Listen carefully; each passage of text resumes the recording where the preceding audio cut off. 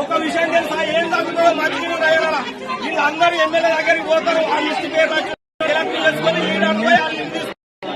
మన పేరు రాలే, మన కన్యాయం 100% ఇదే తీసుకున్నాడు. ఎవరు నేను తీసుకొని అడగలే, ఇప్పుడు అడిగేది ఇప్పుడు అడిగేది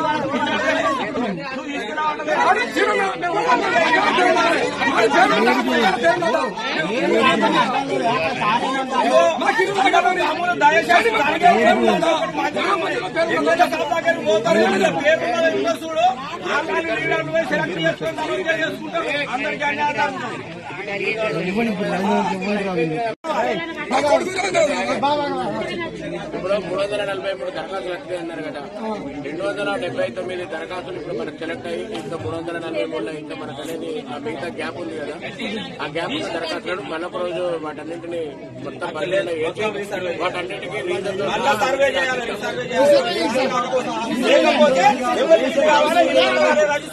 ఆఫీసర్ పెట్టుంది.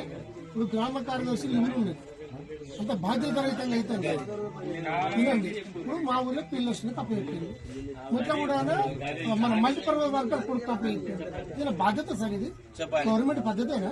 ఆఫీసర్లా ఒక ఆఫీసర్ ఒక కార్యదర్శి బడి ఇంకా రెవెన్యూ డిపార్ట్మెంట్ నుంచో ఎవరు వస్తే ఒక బాధ్యత రహితంగా ఉంటుంది. ఇప్పుడు ఎవరు ఇప్పుడు దీని బాధ్యతలను నక్కడైనా వహిస్తాడా, లేకుంటే దుబ్బారైనా కొడుకు వహిస్తాడా? ఆయన ఏమని అడుగుతావు? నువ్వు ఒక ఫోటో మధుకర్ తీసింది, మధుకర్ ఏమంటే నేను ఫోటో తీసి పంపినా నాకెవరికి వెళ్తాను, మా పేరు లేదంటే మేము గల్లబట్టి అడిగేటువంటి ఒక బాధ్యత. ఇప్పుడు మధుకర్ ఏమని అడుగుతావు?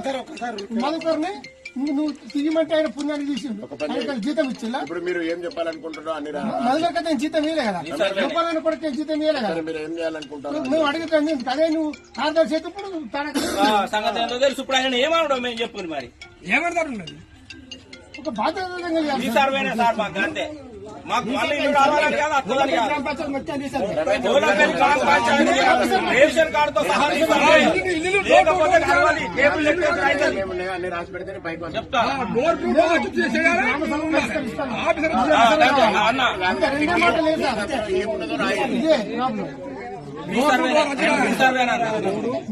అరే ఇప్పుడు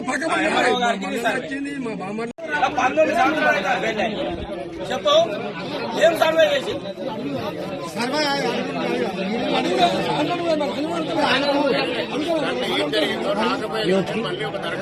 ఒత్తికిరా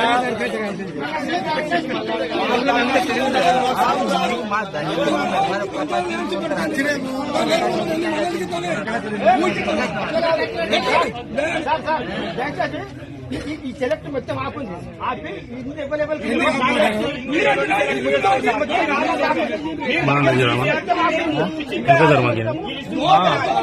ఎంత జరిగా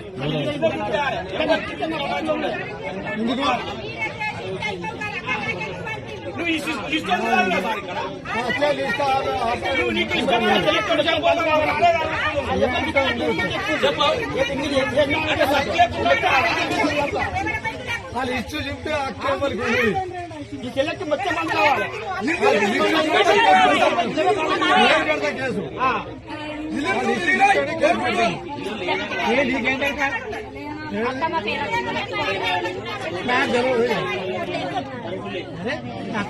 మన అందరికీ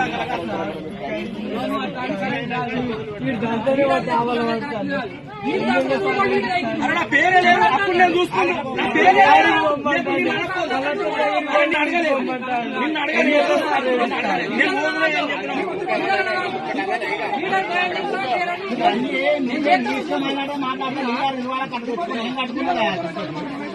వంద చూసిన నేను